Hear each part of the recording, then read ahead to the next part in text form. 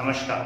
आज अपने कक्षा 10 की सामाजिक अध्ययन के छठे अध्याय केंद्र सरकार, उसमें जो अपने कल टॉपिक चल रहा था राष्ट्रपति और उसके जो है प्रकार से कुछ कार्य, उन्हीं के बारे में जो है अपने आज चर्चा आगे बढ़ाएंगे। तो कल जहां आपने खत्म किया था उसके आगे जो है अपने शुरू करेंगे। कल अपने यहाँ तक पढ़ लिया था, यानी राष्ट्रपति की जो एक प्रकार से क्या है योग्यताएं हैं पद के लिए, तो वो जो है प्रकार से अपने पढ़ ली थी। आज अपने जो है अनुच्छेद 59, 60 और 61 के बारे में जो है अपने अध्ययन करेंगे। उसके अलावा जो बच्चे हुए जो उसके अन्य पार्ट्स हैं उसके बारे में जो है पता करेंगे आज। तो शुरू करते हैं आज का टॉपिक। बात आती है शर्त की, अर्थात राष्ट्रपति की जो है प्रकार से पद के लिए क्या शर्तें हैं जी। योग्यता अलग है, शर्त अलग है। योग्यता का मतलब ये है कि राष्ट्रपति कौन व्यक्ति बन सकता है, तो वो एक प्रकार से उसकी योग्यता हो जाए। जैसे मान लो 35 वर्ष की आयु होनी चाहिए, भारत का नागरिक होना चाहिए, दिवालिया या पागल नहीं होना चाहिए, लोकसभा का सदस्य बनने की योग्यता रखता हो, ऐसे व्यक्ति को अपने जो है क्या बना सकते हैं, राष्ट्रपति बना सकते हैं। लेकिन उसके लिए कुछ एक शर्तें हैं, जैसे वो कुछ और भी कंडीशंस पूरी करेगा, और वो कौन कौन सी हैं। तो उनमें सबसे पहली बात तो ये याद रखनी है, उन शर्तों में महत्वपूर्ण बात आती है प्रस्तावक होने बहुत जरूरी है। अर्थात राष्ट्रपति वो व्यक्ति बन सकता है जिसके लिए प्रस्तावक, अर्थात जिसको लोकसभा या राज्यसभा के एमपी बोल देते हैं। लोकसभा और राज्यसभा के एमपी को ही क्या बोला जाता है, प्रस्तावक कहा जाता है। और इन एमपी की जो संख्या है, प्रस्तावक की संख्या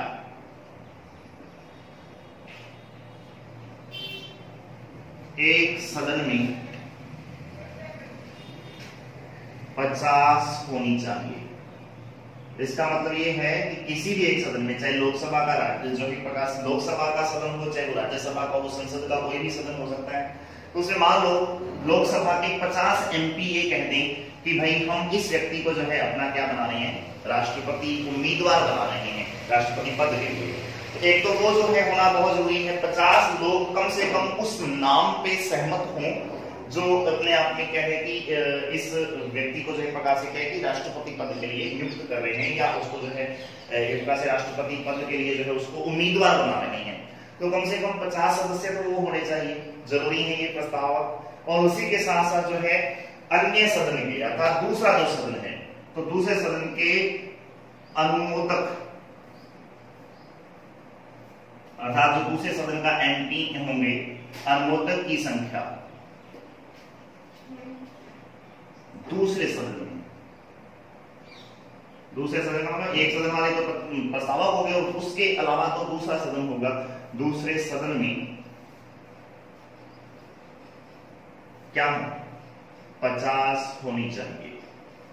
यानी दोनों जो है प्रकार से टर्म एंड कंडीशन ये हैं कि किसी एक सदन में मान लो लोकसभा के जो है 50 लोग सहमत हो जाए किसी एक नाम के लिए कि फला व्यक्ति को, अर्थात ए नंबर व्यक्ति जो है, या ए नाम का ये जो व्यक्ति है, कोई भी नाम अमुक व्यक्ति जो है, इस अमुक व्यक्ति को जो है हम क्या बना रहे हैं जी, अपना राष्ट्रपति का उम्मीदवार बना रहे हैं। इसके अलावा जो दूसरा सदन, अर्थात लोकसभा के एमपी ने ये बात बोल दी 50 लोग होने की, हम इसको जो है उम्मीदवार बना रहे हैं, तो फिर राज्यसभा के 50 लोग ऐसे होने चाहिए जिनको अनुमोदक बोला जाएगा। अब वो 50 एमपी ऐसे होंगे जो दूसरे सदन के मतलब राज्यसभा के होंगे, तो वो लोग भी कितने होने चाहिए, 50 लोग होने चाहिए। अनुमोदक का मतलब ये है कि वो उस बात को सहमत जो है उसमें जता दें, सहमति जता दें कि हाँ लोकसभा के जो 50 सदस्यों ने जो एक प्रकार से जो नाम सुझाया है, हम भी उस बात पे सहमत हैं, हम भी उस बात को मानते हैं।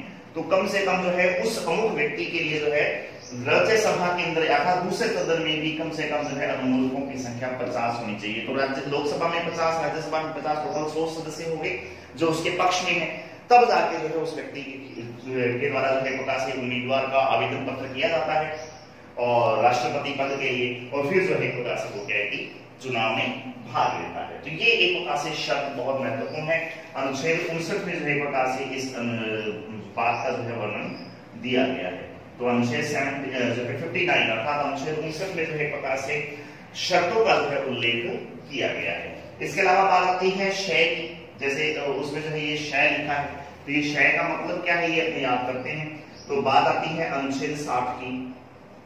अनुच्छेद 60 में जो है लिखा है शय से मतलब शपथ, शपथ का वर्णन या उल्लेख जो है प्रकाशित किया गया है।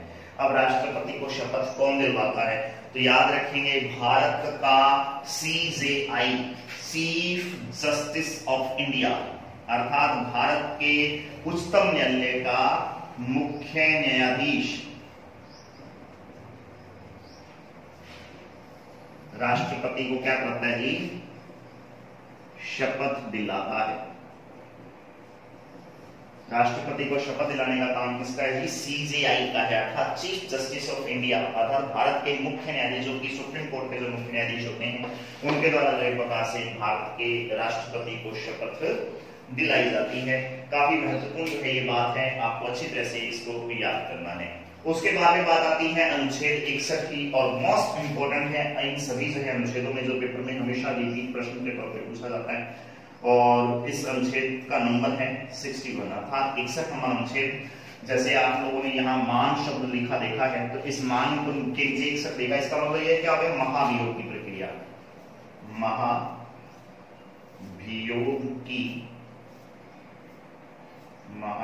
की प्रक्रिया। महाभियोग की प्रक्रिया है क्या चीज? ये समझना है। जब मान लो राष्ट्रपति संविधान सम्मत कार्य नहीं करे और संविधान के किसी अनुच्छेद का या संविधान के किसी भाग का उल्लंघन कर दे, उस दौरान जो है राष्ट्रपति को जो है पद से हटाने की प्रक्रिया जो है वो शुरू हो जाएगी, और राष्ट्रपति को पद से हटाने की प्रक्रिया को महाभियोग की प्रक्रिया कहा जाता है। अब ये महाभियोग की प्रक्रिया किस तरीके से जो है प्रकार से लागू होगी? तो एक तो याद रखिए, कब लागू होती है? तो संविधान का उल्लंघन करने पर ही, अर्थात राष्ट्रपति जब क्या कर दे जी? संविधान का उल्लंघन करने पर ही प्रक्रिया लागू होती है। यानी और कोई ऐसा जो है एक प्रकार से कंडीशन नहीं है कि महाभियोग की प्रक्रिया द्वारा जो है राष्ट्रपति को पद से हटाया जा सके। केवल एक बात कि संविधान का वो क्या कर दे? उल्लंघन कर दे, संविधान की किसी बात का या किसी भाग का उल्लंघन कर दे, तब जाके जो है राष्ट्रपति के खिलाफ महाभियोग की प्रक्रिया शुरू होती है, पारित नहीं शुरू होती है। अब महाभियोग का जो प्रस्ताव है वो संसद के कम से कम, महाभियोग प्रस्ताव जो है, पूरी बात ये है कि महाभियोग प्रस्ताव संसद के किसी भी सदन का मतलब चाहे लोकसभा हो चाहे राज्यसभा हो, में 1/4 बहुमत से आना अनिवार्य है। पहली शर्त तो यह है कि संसद के किसी भी सदन में कम से कम 1/4 सदस्य सहमत हो जाएं कि भाई राष्ट्रपति ने संविधान का उल्लंघन कर दिया है, इस वजह से उसके खिलाफ महाभियोग प्रस्ताव लाया जा रहा है। कम से कम 1/4 सदस्य तो जो है इस बात के लिए जो है सहमत हो जाए, चाहे वो राज्यसभा में पहले आए चाहे वो जो है लोकसभा में पहले आए। तो पहली शर्त तो ये है कि कम से कम जो है 1/4 बहुमत की आवश्यकता होती है महाभियोग का प्रस्ताव लाने के लिए, उस प्रक्रिया को शुरू करने के लिए जो है एक प्रकार से ये होना जरूरी है। अब इसके लिए भी जो है खास एक बात है कि कम से कम जो है महाभियोग की प्रक्रिया लागू करने के लिए राष्ट्रपति को 14 दिन पहले लिखित सूचना देनी होगी। लिखित सूचना देना अनिवार्य है। अब ये भी बहुत महत्वपूर्ण बात होगी कि 14 दिन पहले जो है उसको लिखित सूचना देनी पड़ेगी कि आपके खिलाफ महाभियोग का जो है प्रस्ताव आ गया है और अब महाभियोग की प्रक्रिया आपके खिलाफ आपको पद से हटाने के लिए जो है शुरू कर दी जाएगी। क्यों? क्योंकि आपने संविधान का उल्लंघन कर दिया है, और 1/4 सदस्य इस संविधान का उल्लंघन करने के लिए जो है महाभियोग प्रस्ताव लेकर आएंगे। 14 दिन पहले जो है उस व्यक्ति को महाभियोग प्रस्ताव लाने से पहले जो है क्या किया जाएगा जी? लिखित सूचना उसको देनी होगी। तो ये एक प्रकार से पहली प्रक्रिया है, इसको पूरा करना बहुत जरूरी है। अब इसे पारित करने के लिए, अब ये मान लो महाभियोग प्रक्रिया पूरी होगी, प्रस्ताव पूरा हो गया, महाभियोग का प्रस्ताव आ गया। अब इस प्रस्ताव को पारित करने के लिए जो है बहुत महत्वपूर्ण जो है एक प्रकार से कार्य करना पड़ता है। पारित करने के लिए दोनों सदनों में, यहां लिखते हैं हमने, अर्थात संसद द्वारा जो लोकसभा या राज्यसभा किसी भी एक सदन द्वारा जब इसको लगा दिया गया, महाभियोग प्रस्ताव एक प्रकार से शुरू कर दिया गया, तो पारित करने के लिए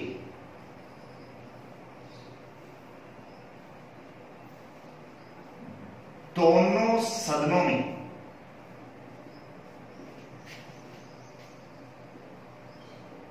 अलग अलग 2/3 बहुमत, दोनों सदनों में 2/3 बहुमत आवश्यक होता है, अनिवार्य। अब इसका मतलब ये हो गया कि प्रस्ताव आया पहले 1/4 सदस्यों द्वारा 14 दिन पहले लिखित सूचना के आधार पर, अब वो उसको प्रस्ताव को पारित करने की शुरुआत होगी। तो पारित कैसे होगा? तो कम से कम जो है दोनों सदनों में, अर्थात लोकसभा में अलग से और राज्यसभा में भी अलग से कम 2/3 बहुमत होना उस प्रस्ताव के पक्ष में, कि जो प्रस्ताव आया है महाभियोग का, इस प्रस्ताव के पक्ष में 2/3 बहुमत होना बहुत जरूरी है। अर्थात राष्ट्रपति ने उल्लंघन कर दिया और उसको हटाने की प्रक्रिया है, तो हटाने की प्रक्रिया में शामिल होने वाले सदस्यों की जो संख्या वो कम से कम 2/3 बहुमत होनी चाहिए। हटाने वाले सदस्यों की अलग अलग सदनों में, लोकसभा में भी और राज्यसभा में भी, ये बहुत महत्वपूर्ण है। ये पार्ट जो है पूरा करना जो है प्रकार से बहुत मुश्किल है एक प्रकार से, इसीलिए भारत का संविधान कठोर माना जाता है। अब ये प्रक्रिया जो है प्रकार से होना अनिवार्य है। अब राष्ट्रपति स्वयं उपस्थित होकर या फिर अपने किसी निजी प्रतिनिधि को भेजकर अपना स्पष्टीकरण देता है, या तो राष्ट्रपति खुद जो है प्रकार से कह रहे कि इस महाभियोग प्रक्रिया के दौरान उपस्थित होगा संसद में और सबके सामने जो है अपनी जो है बात रखेगा कि क्यों ऐसा मुझसे हो गया, ये कि संविधान का उल्लंघन हुआ, या अपनी सफाई देगा, या फिर अपने किसी उम्मीदवार को, अपने किसी प्रतिनिधि को, अपने द्वारा ही जो है भेजा गया कोई प्रतिनिधि है उसको जो है प्रकार से कहे कि अपने पास भेजेगा, सॉरी संसद के पास भेजेगा और संसद का जो है प्रकार से वो अपना स्पष्टीकरण जो है वो स्पष्ट करवाएगा। तो ये एक प्रक्रिया है जिसको महाभियोग प्रक्रिया कहा जाता है। राष्ट्रपति को पद से हटाने की एक प्रकार से प्रक्रिया है। अब एक खास बात याद रखेंगे, अब तक अभी तक भारत के किसी भी राष्ट्रपति के विरुद्ध महाभियोग प्रक्रिया लागू नहीं हुई है। ये भी बहुत महत्वपूर्ण बात हो गई है। अर्थात इसका मतलब ये होगा कि हमने अब तक जितने भी राष्ट्रपतियों को जो है चुना है अप्रत्यक्ष मतदान प्रणाली द्वारा, वो राष्ट्रपति सारे के सारे जो है बहुत महत्वपूर्ण जो है एक प्रकार से पदाधिकारी रहे हैं और इतने महान नेता रहे हैं कि उन लोगों को अभी तक किसी भी जो है आधार पर महाभियोग प्रक्रिया उसके ऊपर लागू नहीं हुआ। अर्थात वो इतने सुलझे हुए और इतने जो है प्रकार से कर्मठ जो है राजनीतिक लोग होते हैं जिन्होंने संविधान का उल्लंघन कभी किया ही नहीं है। इस वजह से इनके खिलाफ जो है कभी भी महाभियोग की प्रक्रिया जो है वो लागू आज तक नहीं हुई है। डॉक्टर रामनाथ कोविंद जो है प्रकार से जो वर्तमान राष्ट्रपति हैं भारत के 14वें राष्ट्रपति, इससे पहले 13 अन्य राष्ट्रपति हो चुके हैं, किसी के खिलाफ भी महाभियोग की प्रक्रिया जो है वो शुरू नहीं हुई है, जो अपने आप में दिखाता है कि भारत में राष्ट्रपति का पद कितना गरिमापूर्ण जो है प्रकार से पद रहा है और ऐसे पद पर जो है किसी गरिमापूर्ण व्यक्ति को ही नियुक्त किया जाता है या चुना जाता है। उसके बारे में बात आती है अनुच्छेद जो है 62 की, हालांकि ये अपने सूत्र के अनुसार पूरे हो चुके हैं। इसके अलावा जो है अन्य जो है अनुच्छेदों में जो है राष्ट्रपति के क्या क्या महत्वपूर्ण कार्य हैं उनके बारे में जो है बात करते हैं। महाभियोग की प्रक्रिया को आप अच्छी तरह से याद कर लेंगे, पेपर में हमेशा पूछा जाता है। इसके अलावा जो बात करेंगे अनुच्छेद 62 की, तो अनुच्छेद जो है 62 में क्या खास बातें हैं उसके बारे में अपनी बात करते हैं। एक तो याद रखेंगे कि अनुच्छेद 62 में ये कहा गया कि राष्ट्रपति की मृत्यु राष्ट्रपति द्वारा त्याग पत्र दे दिया जाए या महाभियोग द्वारा उसको पद से हटा दिया जाए। यानी जब राष्ट्रपति की मृत्यु हो जाए, राष्ट्रपति ने अपने आप जो है किसी कारण से त्याग पत्र दे दिया हो या फिर राष्ट्रपति पर महाभियोग द्वारा हटा दिया गया हो, पदच्युत कर दिया गया हो, तो उपराष्ट्रपति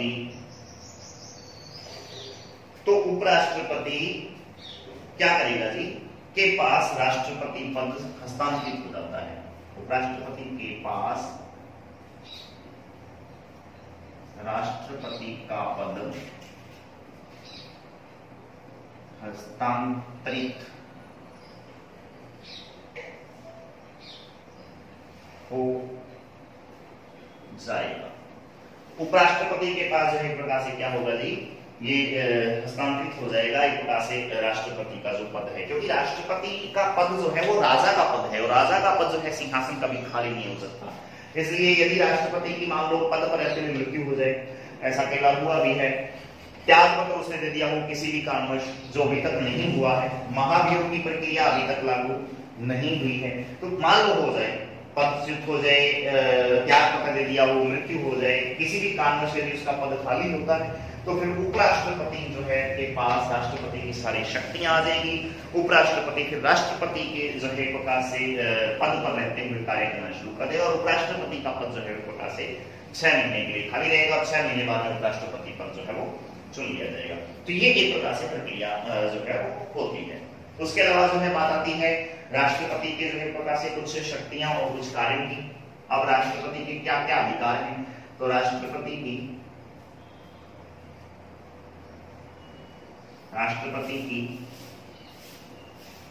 शक्तियां व कार्य। अब उसके मुख्य मुख्य शक्तियां और मुख्य मुख्य कार्य हैं जो संविधान सम्मत जो है उसको अलग अलग कार्यों में जो है उसको करना पड़ता है। कौन कौन सी हैं, तो अलग अलग अनुच्छेदों के बारे में अपने यहाँ पे चर्चा करेंगे जो मुख्य मुख्य हैं एक प्रकार से राष्ट्रपति के पद के लिए। तो अनुच्छेद सबसे पहले 85 अनुच्छेद 85 के बारे में जो अपनी बात करते हैं, क्या है ये, तो इसे देखेंगे नई लोकसभा के गठन की घोषणा करता है। राष्ट्रपति क्या करता है जी, नई लोकसभा के गठन की घोषणा करता है। नंबर 1 पे ये काम करेगा वो। अनुच्छेद 85 के अनुसार राष्ट्रपति द्वारा लोकसभा में बहुमत दल के नेता को सरकार बनाने के लिए आमंत्रित करेगा, नई लोकसभा के गठन की घोषणा करता है। और बहुत महत्वपूर्ण जो है कार्य इसी के अंतर्गत आएगा, प्रधानमंत्री व मंत्रिपरिषद, प्रधानमंत्री व मंत्रिपरिषद की नियुक्ति करता है। ये बहुत महत्वपूर्ण बात है कि प्रधानमंत्री और मंत्रिपरिषद की नियुक्ति करेगा। नियुक्ति होती है प्रधानमंत्री की, याद रखेंगे। नियुक्ति क्यों होती है, क्योंकि चुन तो उसमें उसको जनता ने प्रत्यक्ष वोट देकर चुनी ली है। एक प्रकार से लोकसभा का एक प्रकार से यदि वो सदस्य है और इनके तौर पे जो है वो यदि उम्मीदवार के तौर पे खड़ा हुआ है, तो उसको प्रत्यक्ष रूप से राज्यसभा के लिए है, प्रत्यक्ष रूप से उसको जनता ने चुन लिया है, चुनाव उसका हो चुका है। अब वो बहुमत दल का नेता है, इसलिए बहुमत दल के नेता होने के नाते राष्ट्रपति उसको क्या करेगा जी, उसकी नियुक्ति करेगा, प्रधानमंत्री की भी और मंत्री परिषद की भी। इसके अलावा जो है खास बात यह है कि इसके अलावा जो उच्चतम न्यायालय के न्यायाधीश और उच्च न्यायालय के न्यायाधीशों की नियुक्ति भी राष्ट्रपति द्वारा की जाती है। तो अनुच्छेद याद रखने हैं आपको इनके लिए, अनुच्छेद 111 व अनुच्छेद 222, 111, 222, ये अनुच्छेद है 2, जिसमें वो क्या करेगा, उच्चतम न्यायालय व उच्च न्यायालय के न्यायाधीशों की नियुक्ति करता है। ये सामान्य कार्य है उसके। उच्चतम न्यायालय के न्यायाधीशों की नियुक्ति करने का जो अनुच्छेद है वो है 111 के अनुसार, और उच्च न्यायालय के जो है न्यायाधीशों की नियुक्ति करने का जो अनुच्छेद है वो है 222। 111 अनुच्छेद के तहत उच्चतम न्यायालय और 222 अनुच्छेद के तहत जो है वो उच्च न्यायालय के न्यायाधीशों को नियुक्त करने का कार्य भी राष्ट्रपति द्वारा किया जाता है। ये 2 अनुच्छेद और बहुत महत्वपूर्ण हैं जिनको आपने याद रखना है। मोस्ट इंपोर्टेंट जो है अनुच्छेद आता है अनुच्छेद 108। अनुच्छेद 108 के तहत जो राष्ट्रपति क्या करेगा, काफी महत्वपूर्ण बात है यहाँ पर, याद रखें कि किसी भी साधारण विधेयक पर, याद रखना है तो साधारण विधेयक होना चाहिए, यानी धन विधेयक वित्त विधेयक नहीं होना चाहिए, किसी भी साधारण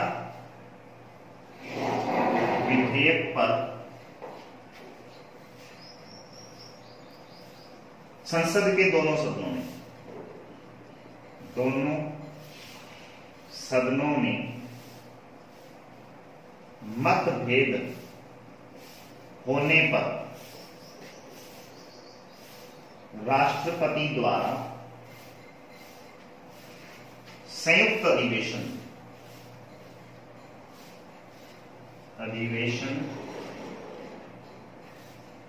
बुलाया जाता है।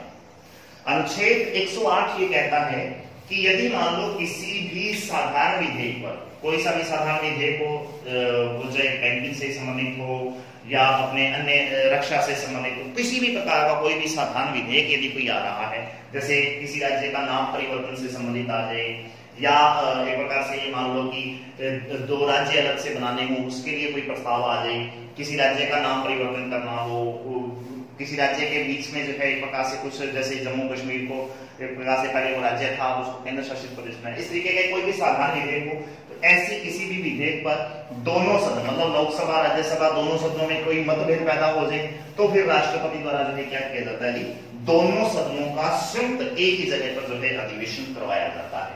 और ऐसा जो है अनुच्छेद कौन से में लिखा हुआ है जी, अनुच्छेद 108 में लिखा हुआ है। अब खास बात यहां पर ये है, संयुक्त अधिवेशन का सत्रावसान, संयुक्त अधिवेशन का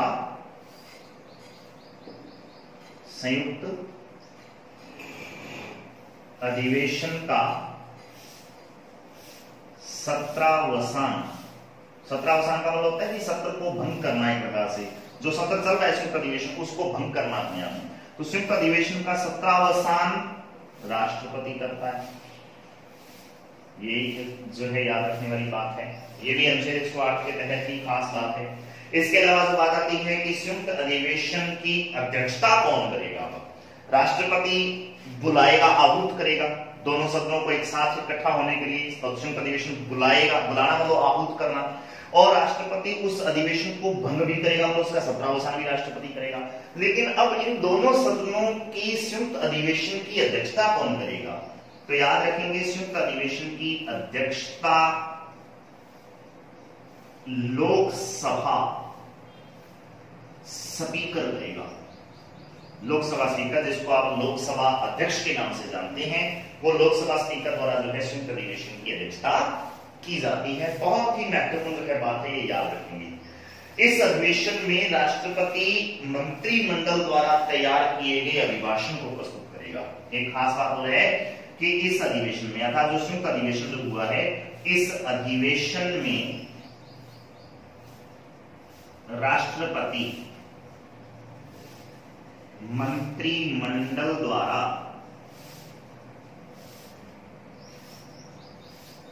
तैयार किया गया अभिभाषण पढ़ेगा या प्रस्तुत करेगा,